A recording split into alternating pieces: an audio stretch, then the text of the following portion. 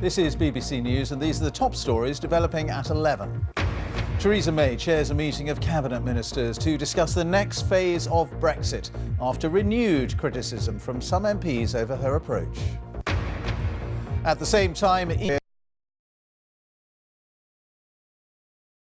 post-Brexit. A man is due before magistrates charged in connection with the deaths of 3 teenagers in a car crash in West London. A group of MPs accused CARILLION of trying to wriggle out of their obligations to pensioners while paying dividends and high salaries. Also this hour, was the much-heralded youth surge for Labour at the last election a myth?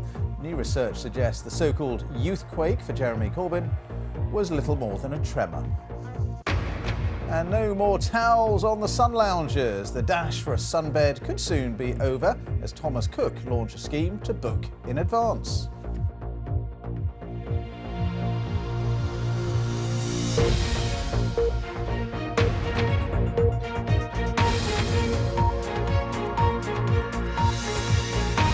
The Cabinet Committee responsible for overseeing the Brexit negotiations is meeting this morning after a weekend in which the Prime Minister has faced criticism from some Conservative MPs over both her approach to the talks and her leadership. Well, this morning, messages exchanged among a group of Tory MPs have been published, providing further evidence of the new tensions within the parliamentary party over Brexit.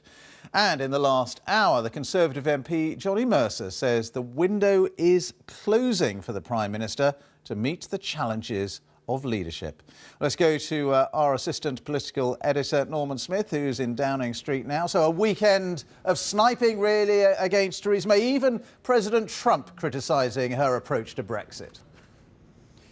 There is a real sense, Ben, that the new year has begun with Mrs May struggling to contain the doubts about her leadership, and the root cause of it, bluntly, is Brexit, with many leading Brexiteers now questioning the sort of deal Mrs May is going to get. A fear that the compromises she had to make at the end of the last year with the payment of that divorce bill, the agreement to a 2-year transition period, may be the prelude to an even greater sellout. And that is why we've seen leading Brexiteers sounding a warning for Mrs May that she cannot afford to give more ground. Now, the Brexit War Cabinet are meeting at the moment, senior ministers going in. This is the sort of small